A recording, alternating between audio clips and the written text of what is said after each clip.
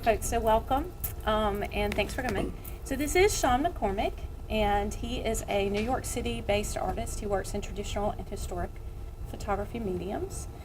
He works conceptually, investigating metaphysical and spiritual subjects, including life after death, reincarnation, and spirituality. He's raised as a self-proclaimed Yankee. I did not call him that. From Massachusetts. He called Atlanta home for 15 years before moving back up north. We lost him to New York City in 2009, and he graduated with a BFA from the Welch Design School at Georgia State. He's exhibited at several venues in Atlanta, including iDrum, the Dalton Gallery, and has a show in the Zuckerman, I think of it as Kennesaw State, Zuckerman Museum at Kennesaw State University next month. He moved to New York to pursue photography both commercially and as an art form. Since 2011, he has worked as the photography assistant to Andre Serrano. Who everybody had contemporary? No? Yes? Mostly? Okay. Traveling nationally and internationally, but serves technical roles for a host of commercial photographers working on global and national advertising campaigns and magazines. And he recently started taking on his own jobs as a commercial photographer. As an artist, Sean enjoys the freedom to perform research outside of the scientific model. Working with art, there are no steadfast rules. He does not have to demonstrate measurable results, reach singular conclusions, nor make scientific sense, but it's still able to offer insight he feels is significant. So, welcome. Thank you. So, I was interested in photography for a number of years. I was active in Atlanta, just kind of in the gallery scene, going to photography shows and all that.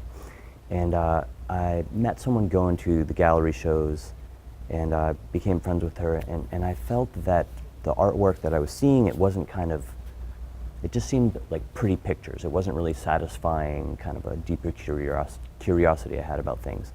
And so she said, you know, you should go to Georgia State University. They have a conceptual art program there.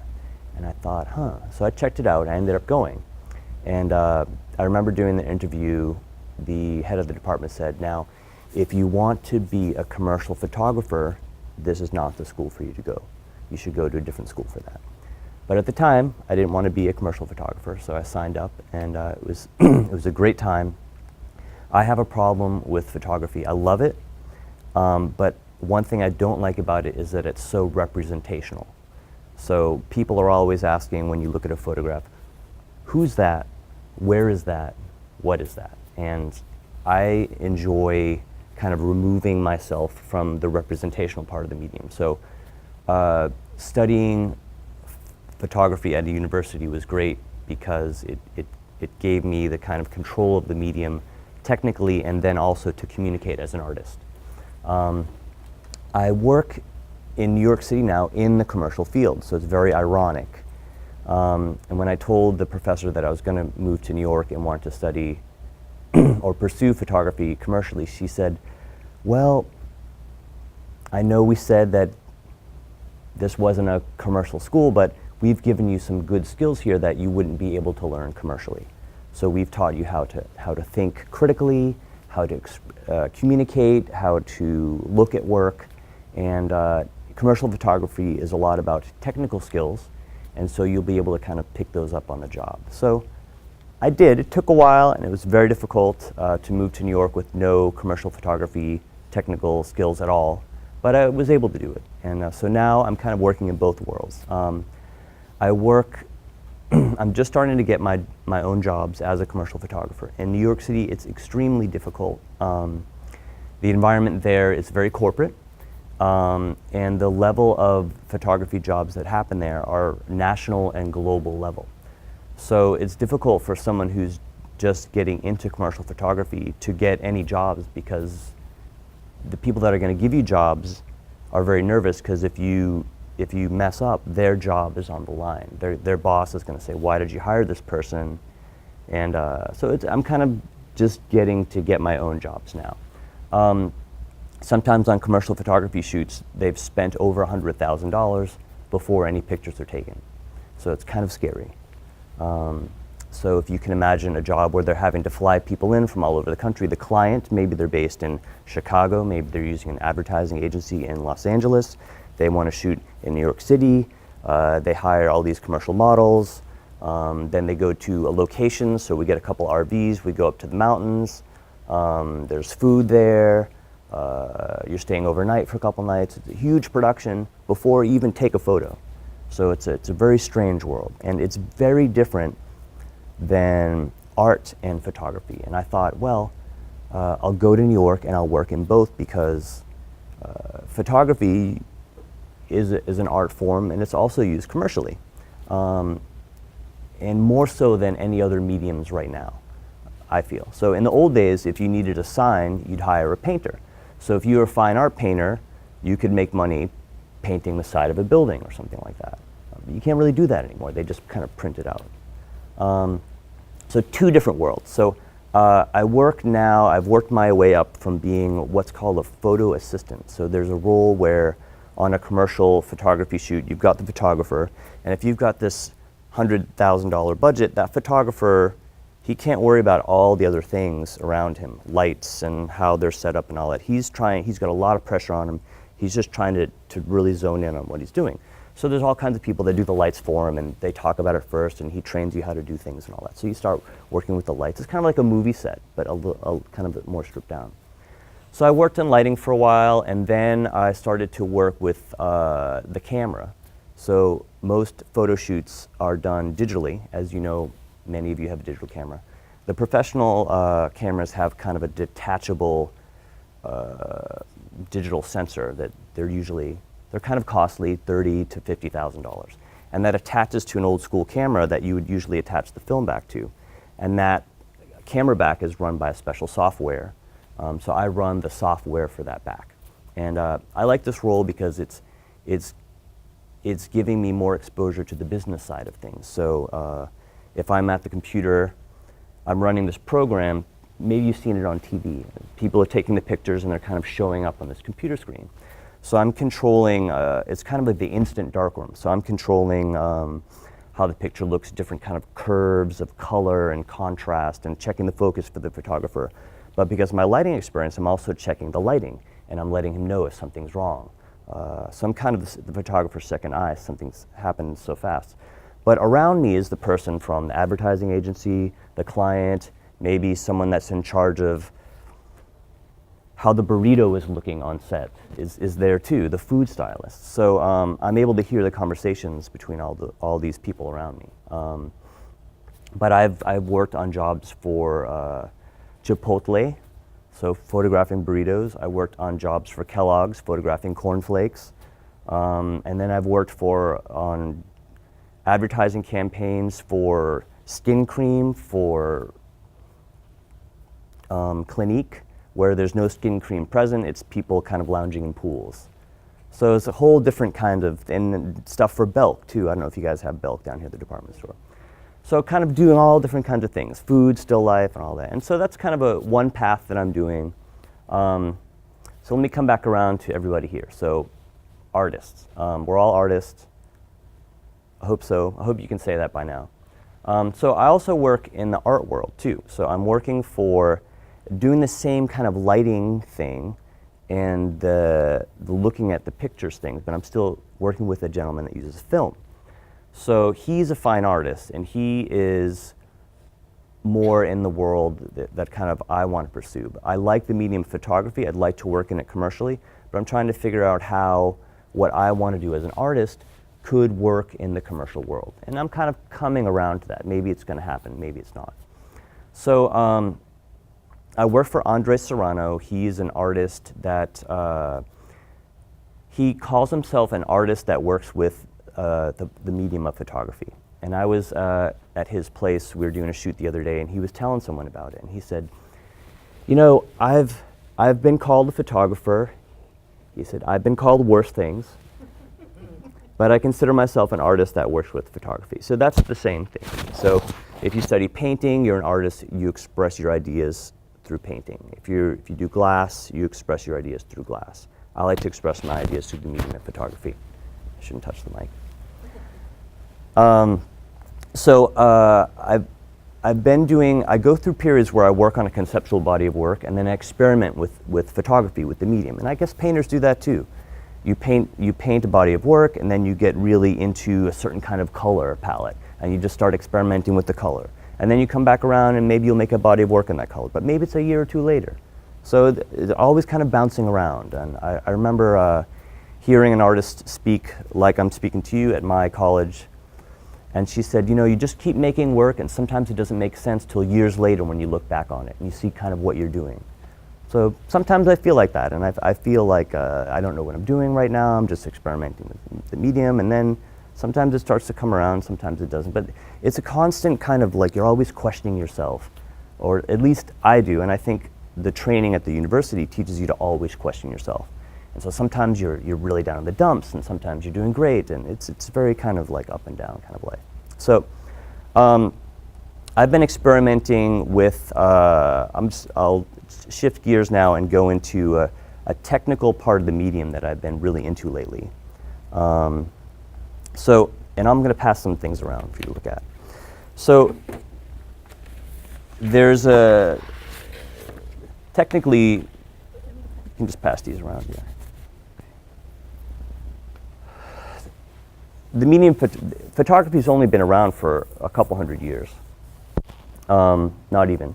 And sometimes I get really into the historical processes because they're a lot different than what we're seeing today. And it's another tool in your toolbox to express yourself through. So I've been into this first incarnation of what people, before digital is the next giant change in photography. And photography is very strange because the medium keeps changing. It'd be like if you go from oil to acrylic and then something else, but the something else now is maybe digital painting, and then something else. So it's constantly changing. So it's interesting to kind of work with all the mediums, just like a ceramic artist would do. You have different things. So I've been working doing portraits. I'm kind of a portrait artist.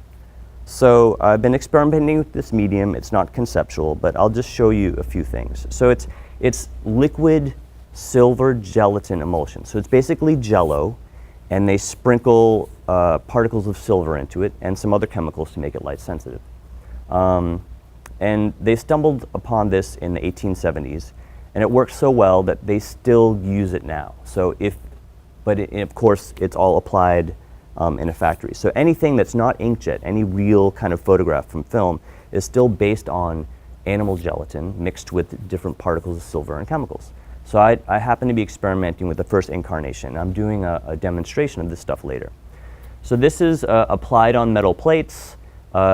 These I used as film, so they were applied to the surface and then put in a giant camera, and I made a photo. So that's kind of like a Polaroid. It's kind of a one-of-a-kind thing.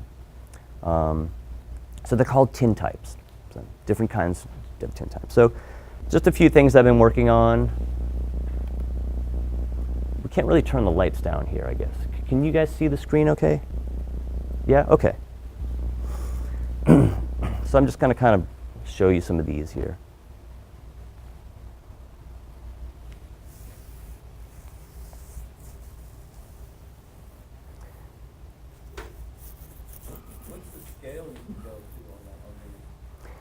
Well, there's different ways to do it.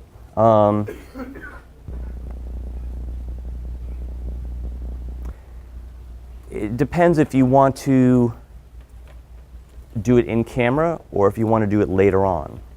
So I'm experimenting with the later on. I'm shooting in film and then figuring out how to enlarge it on this medium. But all the ones you're looking at now are either the format you're looking at now, which is 8x10, or there's another format, 4 inches by 5 inches. I may start working one also that's a little smaller. So it's kind of based on whatever device you want to use for doing it in camera. So there's lots of imperfections that happen, and some of them are great, some of them are horrible. You always shoot for great, and some little things happen. In the early days of this material, people were coating it by hand, which is what I'm doing. And then they figured out how to make make it very even. So someone invented a little machine that kind of does it for you. And the first man that kind of automated the creation of these, you can do them on this metal or you can do them on glass plates. And if you do them on glass plates, then you can make reproductions of them. But George Eastman is a man who founded the company Kodak. And he started his company by using the same material I'm using for the demo today, this liquid silver gelatin. And he automated it and set up a little shop, and he told all the photographers in his little area, in his district, hey, I can do this for you, contract with me, I'll standardize it, everything will be kind of as expected, there'll be no imperfections, and you can count on me to do this for you. And so everyone signed up, and he started doing it and hiring people and had a little shop, and he just would sell these plates already coated, and that's how Kodak started. So that was about in the kind of the 1880s.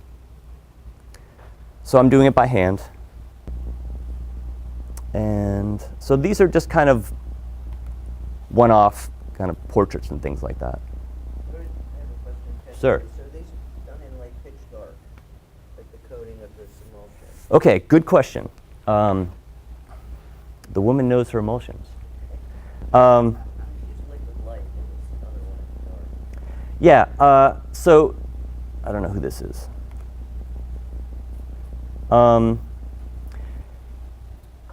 Through the development of photography, the light sensitivity of the silver has changed to be sensitive to different wavelengths of light.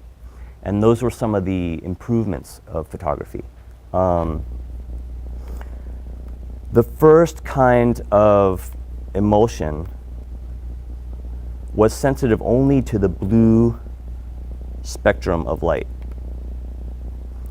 So when you look at old photographs, you find that people look like they're kind of, I'm sorry, I lost my connection. You'll find that people, their faces look a little dirty. And that's not because their faces were dirty, because everyone in the 1800s had dirty faces. It was because the photographic emulsion was only sensitive to the blue wavelength of light. So if you had pink in your face, which a lot of people do when they're working outside, then that would show up as dark. So in a lot of these antique photos, people looked very dirty, but they were not. They were just very kind of glowing and pink and ruddy looking. Then they improved it to be inclusive of the green spectrum of light. And that was called orthochromatic, and that was an invention from the 1880s. And then they made it panochromatic, which meant it's sensitive to all light spectrums. So what you're referring to is panochromatic emulsion, which has to be done in complete darkness. Color film is also panochromatic, or else it wouldn't be able to pick up all the colors. So the material I'm using, you can use a red light or an orange light. But good question, because it was able to expand on the medium. Thank you. So I have started to work with the medium conceptually.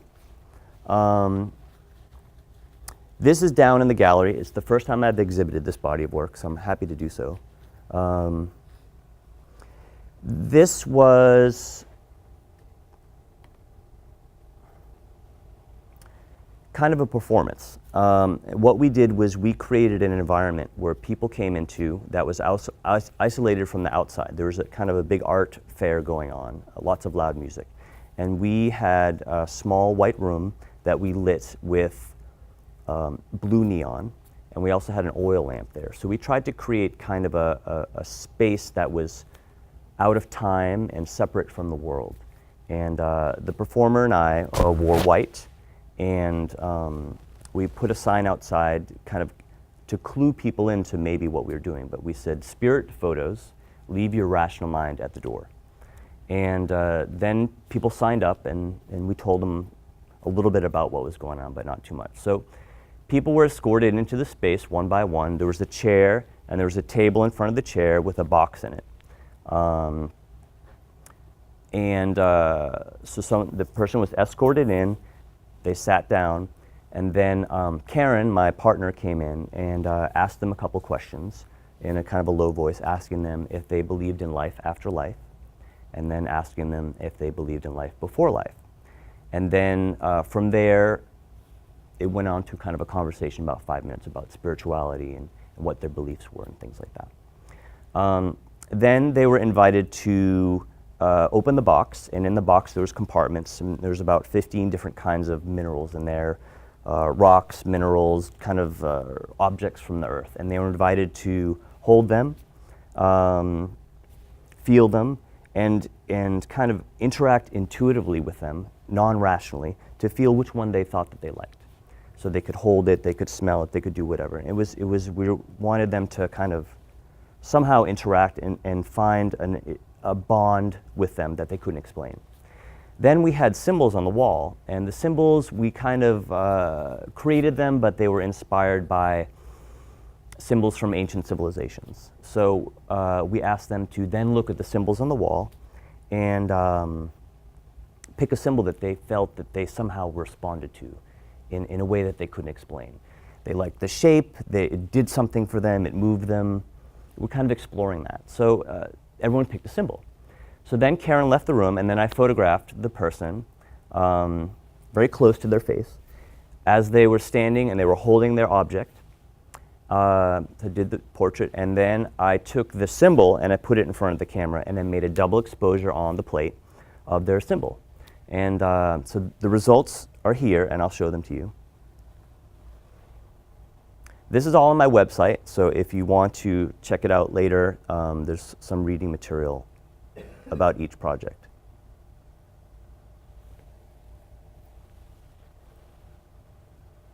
I don't know if everyone can see, so I'm just going down.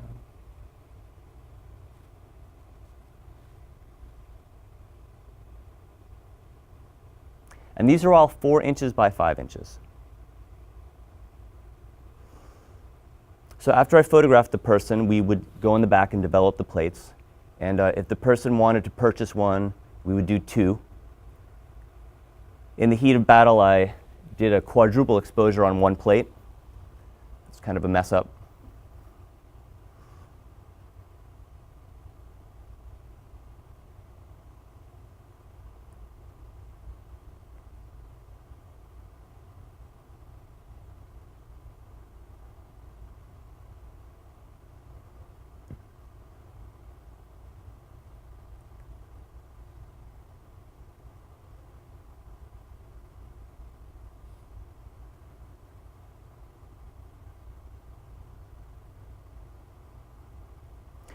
There's some repeats on the symbols you'll notice downstairs. And these are some images of us kind of in action. That's myself and Karen in the space. The camera that I used at the time. The sign outside, people waiting.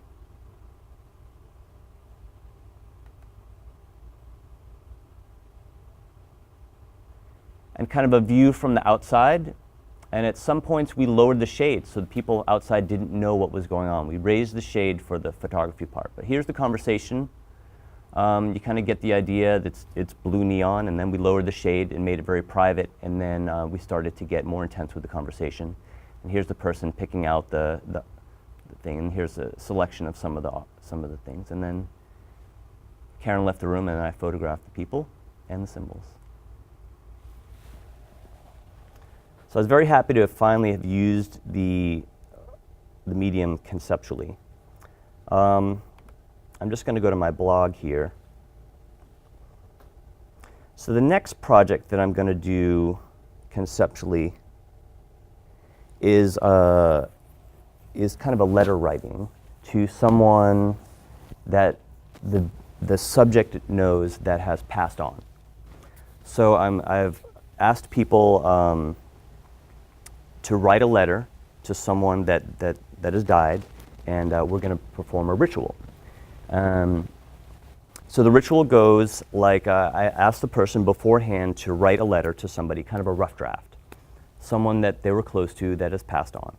And then I get together with them, and I have them light a candle, and they address the person. So In this case, she wrote a letter to her grandmother. And she said, "Grandma, we're here today. I want to try to reach out to you and communicate with you in this way, with Sean." So then I asked her to write the letter on a black piece of paper. So that's how we did the symbol, as you notice. It was a black piece of paper with kind of the white conti on it. So then she writes the letter with the candle burning.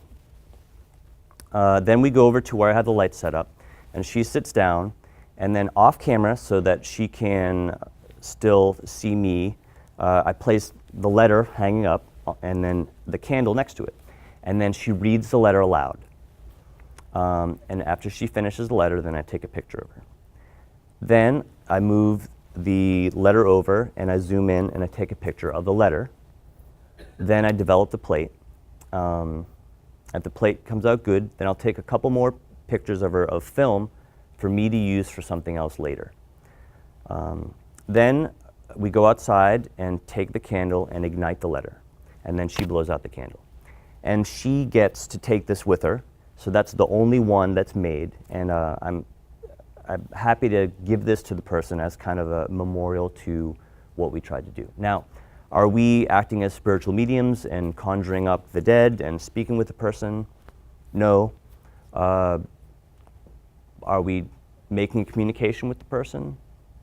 I don't know. It all depends on what you believe. So my goal with this project is if everyone in this room did this, and later we were able to look at everyone's photos and read everyone's letter, by reading the letter, we'd be able to understand the spiritual beliefs that everyone has. Whether you're agnostic, whether you're any organized religion, maybe some of the people are going to have similar views on spirituality, no matter what kind of their religion helps them to get to spiritual. So I think it's going to be very interesting. I've just started this. I haven't figured out kind of the final format of it, but I wanted to show you a documentation of the plate that Rachel was able to kind of take with her. So that's the new project I'm working on. There used to be something, I think that there was some kind of a tradition back in the 1800s. There was a lot of hokey photography going on with spirits and a lot of kind of hocus pocus. A lot of it was fraudulent, where you would photograph someone and there'd be like kind of a spirity ghost kind of coming out of their head. But there was also things where people would write letters. It was called dead letters, I think. So I'm kind of doing these things, but I'm trying to have it be not something kind of hokey, and I'm not trying to be a spiritual medium, but I think it's a very interesting project, and a lot of people I talk to want to participate. So.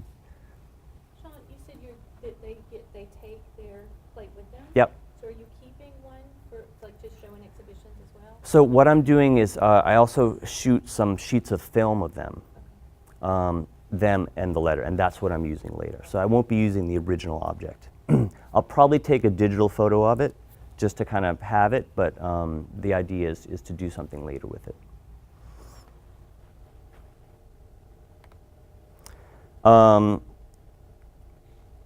A series of work that's downstairs is something called the Past Lives Project, and that's where I photographed people who I'm kind of supposing that they had a past life, and I superimposed, this is not opening up, I superimposed an image of a place on their face, and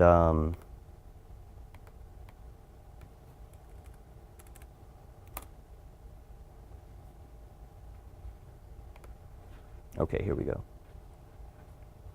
And then I also did photograms of leaves and flowers, kind of. A photogram is where you take a piece of photo paper and you lay something directly on it.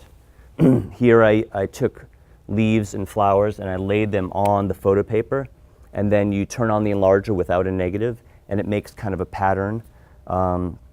With color material, if your leaves and flowers are colored, you'll get kind of color shifts and things. You can see here it's kind of like we got some pink. So to prepare for this project, I went to somebody and I did a past life regression. So that was pretty interesting. So I went they took you to a semi-hypnotic state and kind of tried to bring you back to another place and time, and it was pretty cool. I'd recommend doing it. I'm not quite sure that I went to a place where I really was. I wasn't quite sure about the thing, but it was super crazy and cool experience. So these people that I photographed, they never went through a past life regression. I'm not sure what their beliefs are. They're just people I knew that agreed to pose for me.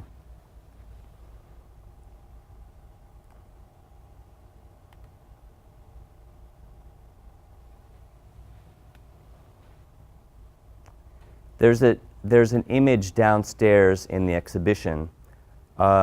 Inside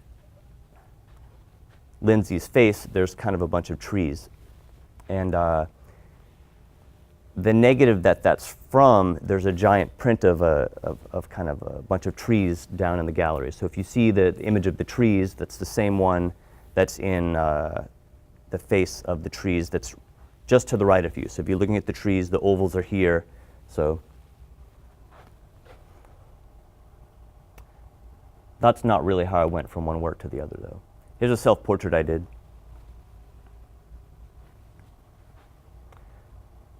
So here's an installation shot. I really liked this project, but I wanted to make it more real.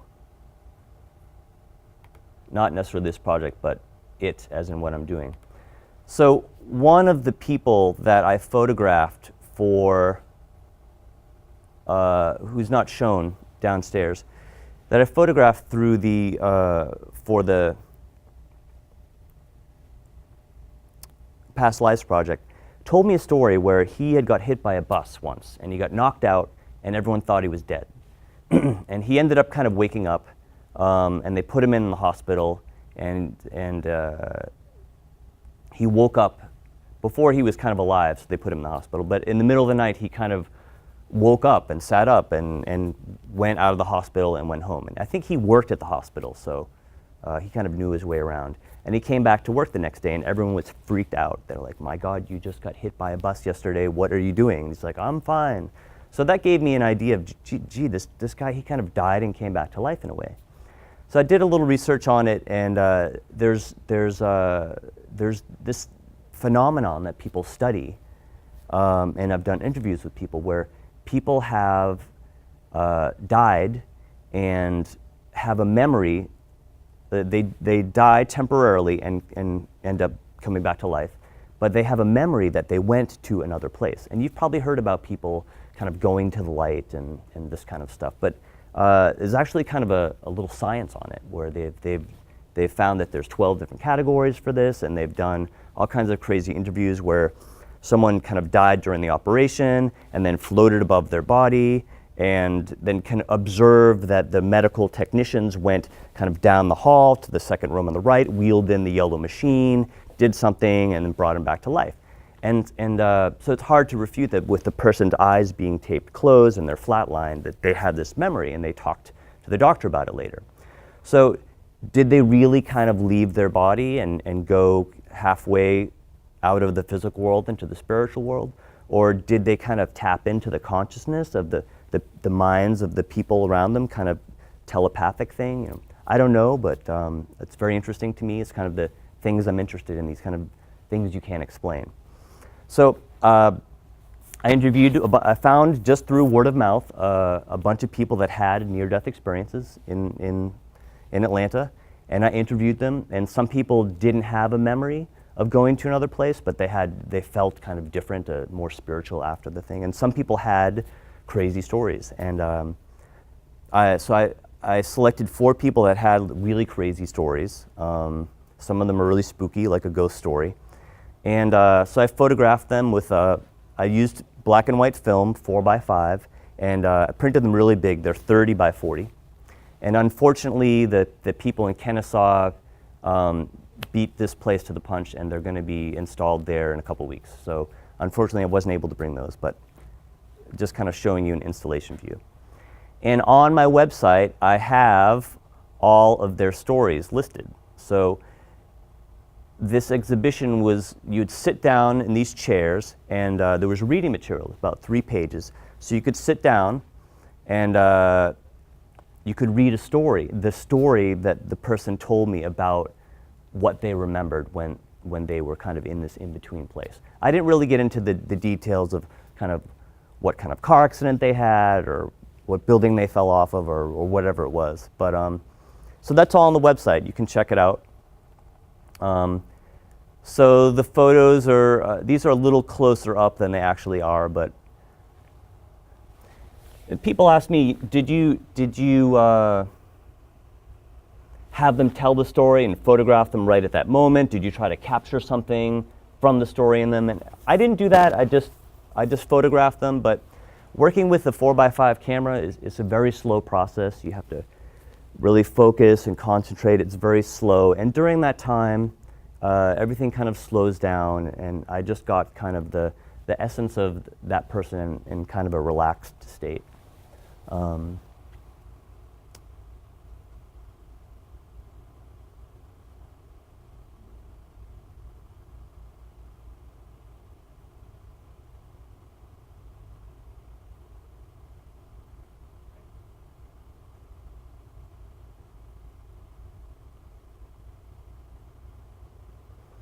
So this kind of gives you a better idea of the scale of it. And then everyone's stories are kind of down here. So it's a lot of reading material. Here's some examples of some kind of commercial stuff that I've been working on just to try to get jobs. And it's really something I'm going to start getting away from, because it's not really, it's a commercial style, but it's not what I like to do. So I'm going to try to work with the tintypes that I passed around the room and try to maybe bring those back into some kind of commercial usage. So more on that in a couple years. These people were professional models that I was lent by their agency, and I collaborated with someone that likes to, is it kind of professional with dressing people. There are people that's their job. And this was a woman that makes this kind of jewelry, so we did kind of a photo shoot for her jewelry.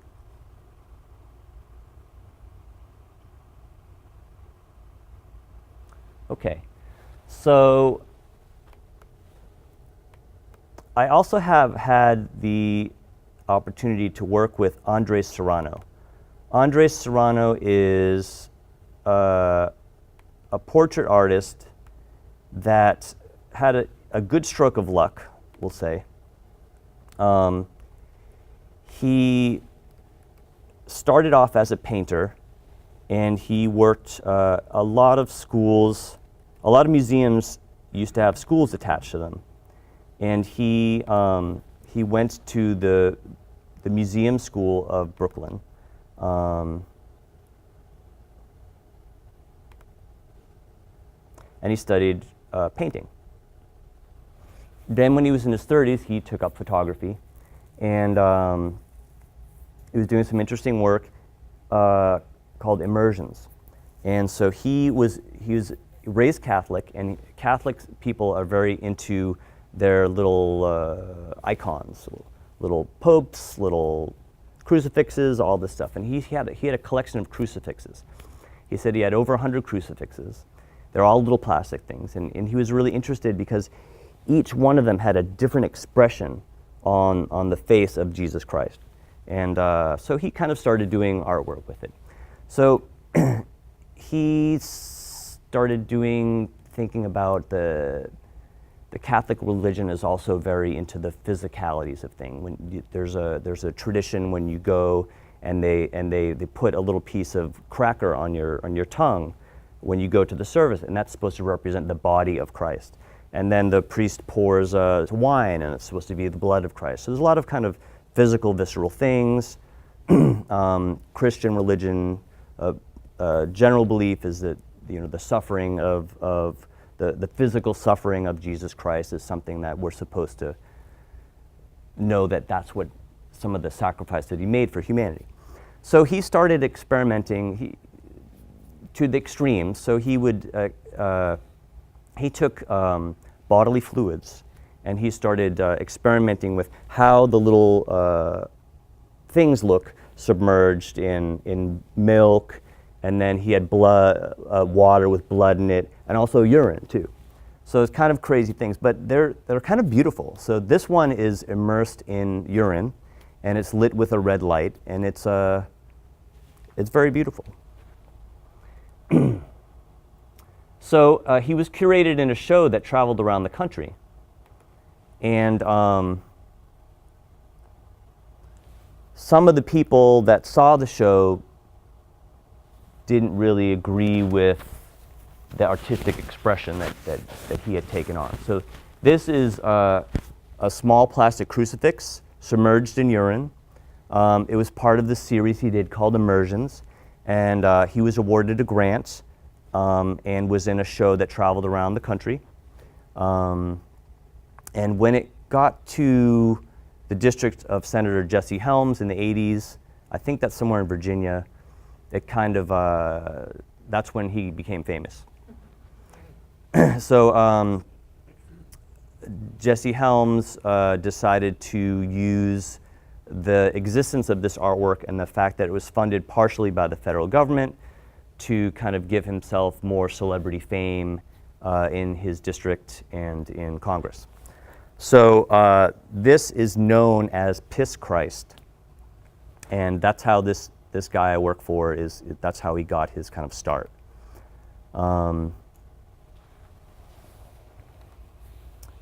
So sometimes when there's an exhibition, people come in and vandalize it.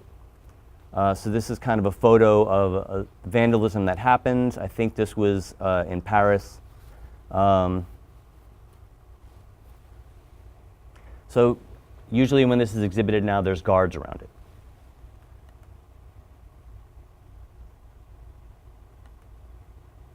This is an example of something that was submerged in ash and milk. This is an experiment he was doing with different amounts of blood that were poured in water with a plastic kind of cardinal. This is something I helped him with. So this stuff with the urine and all, that was in the 80s. So this is something I helped him with. Again, he's kind of interested in religious iconography. So this one's called The Celebrity. He's also a portrait artist. That's kind of what he's known for also now. This is Snoop Dogg that he photographed in a series that he did about New York. I think that's it. I had the good fortune of being able to go to Cuba with him, and I have a small video that I can show you now.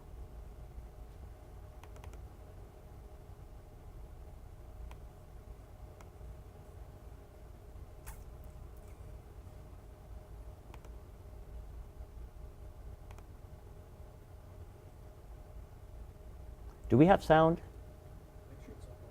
Okay. So Andres was born in New York, and his mother was Cuban. His father was from Honduras, but also part Chinese. And he always wanted to go to Cuba. And a lot of US citizens that wanted to go to Cuba would go there illegally. But he couldn't really take that chance because of all this pressure he was under and infamy from the federal government here. He couldn't really go there illegally. He didn't want to get into any trouble because. So he was invited to the Havana Biennial many years ago, and he decided that he really couldn't accept the invitation. But lately things have started to kind of ease up with Cuba relations. So he called them a couple of years ago and said, okay, I can go now because there's kind of a cultural exchange visa you can get. And so he went on an artist visa, and he went to Cuba, and we worked we went 2 times, and we worked 6 weeks. And it was, we thought that we wouldn't be able to photograph that much. You hear stories about kind of Secret Service, secret police following you around and restricting where you can go. We didn't have any of that, and Cuba's really not like that anymore. So it's not really I always thought it was a communist country, and it kind of is, but it's more like socialism now. So we were there, and the first day we were in the streets and we were photographing, and we even had a little film crew with us for documenting it. So there was Andres Serrano. He's very tall, very strange looking, the way he dressed. He's wearing black jeans, crazy black snakeskin boots, a black shirt, and it's June, and it's in the high 80s in the tropical climate, and he's walking around in all black. And there was about 10 people following him, and the police stopped us. And they said, "All right, what are you doing?" He said, "Well, I've got these letters here. I was invited to come down and photograph your country by the person that runs the Havana Biennial and all that." So the police get this stuff, and we're all like, "Oh no," so we could sit down and wait. And about 5 minutes later, the police officer comes up, hands him the paper, and says, "You can do whatever you want." And then from then on, it was like we were working crazy hours, just nonstop. The third day, I had to tell him, I said, "Look, Andres, I've got to sleep 8 hours a day, and I need an hour in the morning to kind of get ready, and I need an hour at night to kind of unwind and go to sleep." So that's how intense it was. So this is very different than the kind of spooky stuff we were just seeing. No, I shouldn't say that. There's a lot of spooky stuff in here. But he usually doesn't exhibit his work as a video, but he had the body of work, and there was a place in the south of France, kind of museum, and wanted him to show the Cuba work, and they were having a video festival, so they said, "Well, the easiest way for you to show your work now is to put it kind of in some kind of a video format, and then we can show it at the festival." So this is that video, and so I'll show you that. It's about 5 minutes long, 6 minutes long.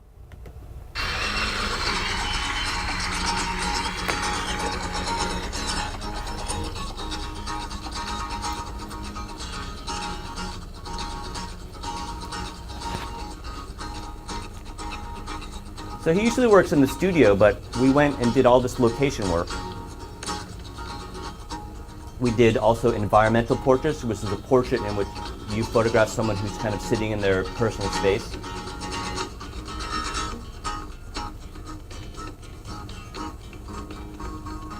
And he shoots always in color film, and always in kind of a slide film that's very technical but has very vivid colors. And he likes to use artificial light, mainly, to give it kind of more of a pop. It's a guy riding a bull. So one of these he set up lights for everyone. Mostly. That was lit, even though it was a guy looking in his window. That was lit, that wasn't lit. I tried to make sure you didn't take too many photographs of old cars. We only did 2. It's a very typical thing to photograph in Cuba.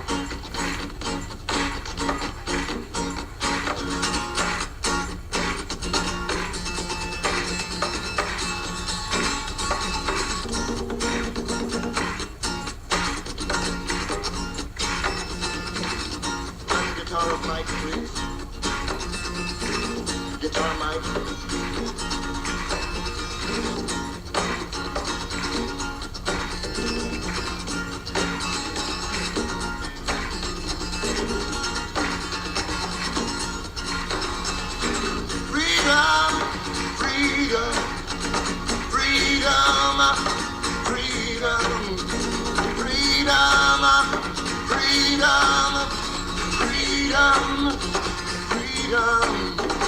Sometimes I feel like a motherless child.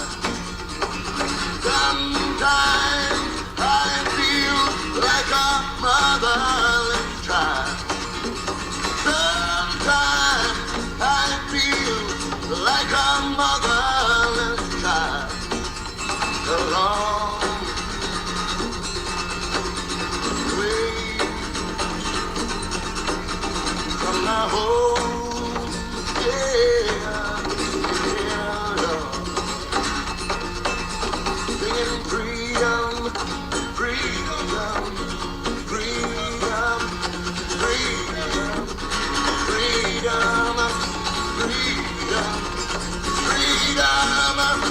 freedom, freedom, freedom.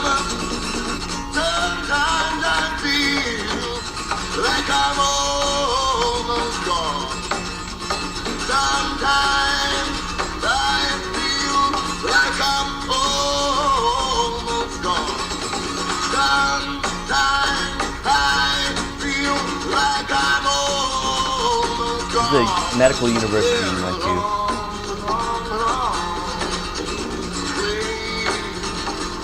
Way from my home, yeah, yeah. Clap your hands, clap your hands, clap your hands, clap your hands, clap your hands, clap your hands, clap your hands, yeah, clap your hands. Hey, hey, hey, hey, hey, yeah, yeah, yeah. Hey, yeah, yeah, yeah. Hey, yeah, yeah, yeah.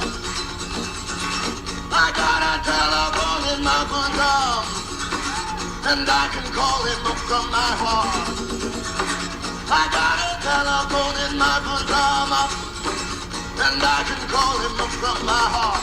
When I need my brother, brother, when I need my father, father, hey, mother, mother, hey, sister, yeah.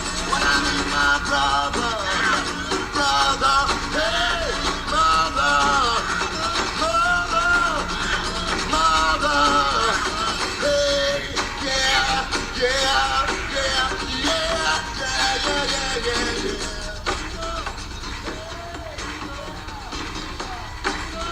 We did this whole series on farmers. They're too kind of the field workers. They work very hard, very kind of low paid. So we went out to the country. Once we set up at a bus station and just had people go out and bring all these people back to it.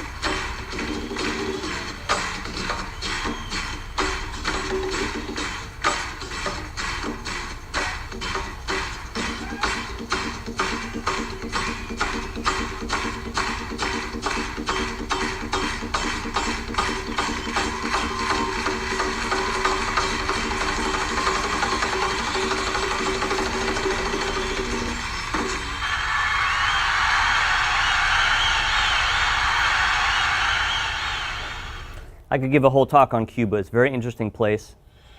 I'm happy that the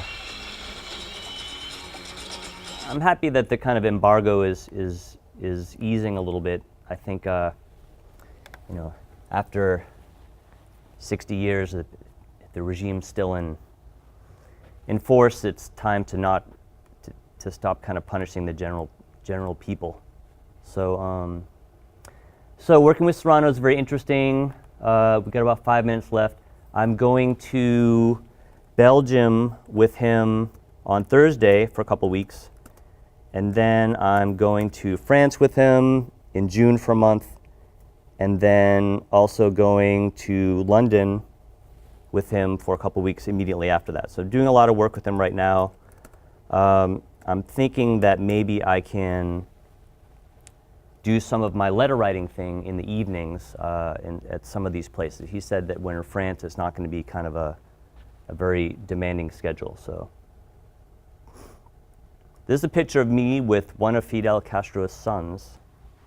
He's a photographer, cool guy. His name is Raul Castro. We also met and photographed Mariela Castro, and she is Raul Castro, who's more conservative's daughter, and she was co-curating the Havana Art Biennial. Very interesting woman. Very nice. So this is a little blog post I did when we heard about the easing of or normalizing of the embargo relations. It's a picture I took I did a lot of photos in Cuba, but they're all from the car moving around because we were just on the go so much. And further down in my blog, I have, this is, he doesn't have a gallery in the US, he's only got stuff in Europe. So this is a kind of a shot we did that is the poster of a show at the Van Lambert Gallery in Paris. And then further down here is the people that were following us around was Vice magazine. They're kind of known for kind of edgy stuff, so they made a little video of it. And so this was us photographing at that medical university. And we photographed a lot of kind of intellectuals too, and this is Mariela Castro. It's kind of funny because she's talking about how it's a quote where she went to the US to be part of a conference and they wouldn't let her into the conference, and she said, and because according to them, I'm a dictator's daughter. Well, she is, so it's kind of funny. This is Che Guevara, that's his grandson. This is Alex Castro in his studio, us hanging out. This is Andres Serrano in the foreground. And that's him there in the back, me and his wife, who's kind of like helps us to coordinate things. And so there's a link here of the Vice kind of movie. A little interview of me in it also. So if you want to check that out, you're welcome to, of course. The link's right there. And some of the stuff that we saw on that movie, you know, there's a lot of middle class-ish kind of people in Cuba, and so Andres Serrano is a little more on the edgy side. So we photographed a lot of the things that are kind of falling apart and a lot of kind of the lower class people there. But there are kind of, you know, more middle class people, but everything there is kind of falling apart. They don't have Home Depot and they don't have a lot of money to kind of repair things. So one thing that kind of stuck in my head, I remember once that we were in someone's house and we were photographing the baby's room. So we climb up the stairs and, you know, there's no railing and everything's kind of crumbling. There's no glass in the windows. The electricity is super rigged. There's one kind of wire hanging from the ceiling. I'm trying to plug the lights in but it's the baby's room. So everything's kind of, the physical part of thing is falling apart, but there's all baby decorations. There's a crib. The crib's, you know, probably 50 years old and repaired a bunch of times, but in the crib is the baby, and then the mosquito netting over it. And it was such a beautiful scene. Getting emotional. So Was that in the film? I'm not sure if that was in the film, but it was just it's very interesting how the people learn how to live without materialism. So anyway, I'm getting emotional. But that's it. Thank you.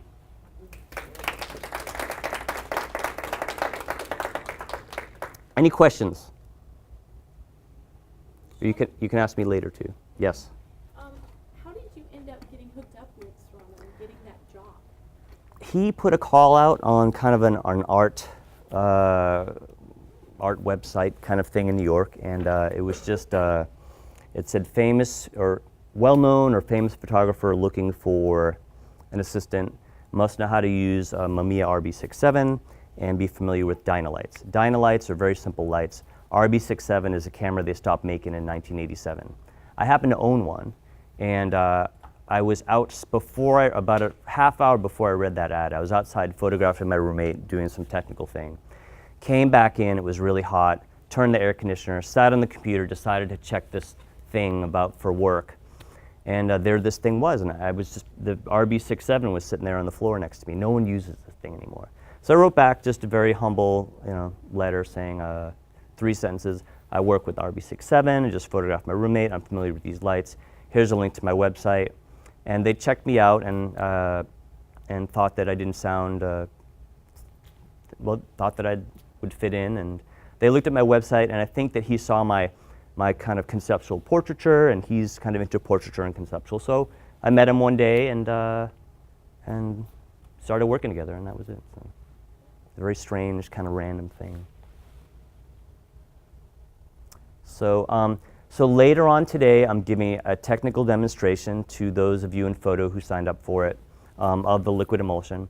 And then later on at 6, I'll be down in the gallery, and I'll kind of give a visual orientation of my work there that I have up. And that's it. So any more questions?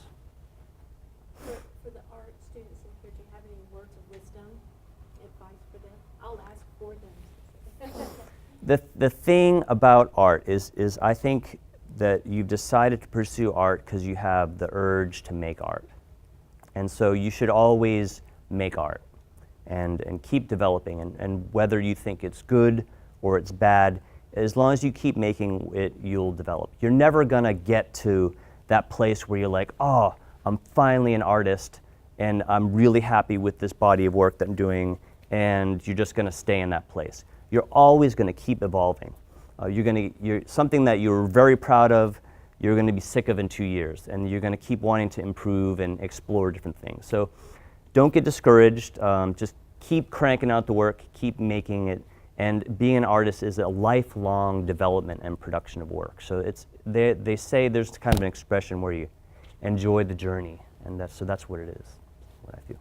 Yes? I have a technical question. So I'm the painter, but I've done some darkroom stuff. So are you still have a darkroom? Like, are you like, it seems like this emulsion seems to need like, you know, older processes than digital. So do you have like a darkroom in your world with some alpha chemicals, or like, is that So I go through periods where I need a very advanced darkroom facility. So in those times, I'll rent something. For now, it's the second bedroom and the bathroom. So kind of in New York, everything's kind of expensive. So if you want to have a studio, that's a lot of money. So you kind of figure things out, and then when you need to step up and rent a facility, you do that. So, yeah, but I've got a enlarger set up on a table in the corner of a second bedroom. It's all filled with photo equipment, my desk. My girlfriend uses half of the living room as her office, so mine is this other thing crammed with stuff. So, and then we get chemical jugs in the bathroom I try to clean up when I'm done. Yes? When you say rent a facility, are there like open access photography darkroom studios that you can rent time at? Yeah, there's places you can rent and get a monthly membership to. There are things you can rent by the hour. There's spaces you can rent if you want to set up lights and kind of that. You can rent that by the hour, by the day. There's monthly membership places. They're kind of all kind of. There's the things that artists use, and then there's the stuff that they use commercially. A photo studio that you want to use commercially, to rent that for the day is $2,000. So a place where an artist wants to do a portrait, you know, you can go and find a place for $20 an hour. So I'm in the glass world, and that's the way it's kind of set up out in the world. Like, if you want to go to Urban Glass in Brooklyn and rent, like, it's an hourly rate, or the day rate is, you know, several $100s. So similar way it's set up. exactly. I was curious. Any other weird questions? Any bad questions? Any embarrassing questions? No. Okay, thanks for coming. I appreciate your time. Thank you.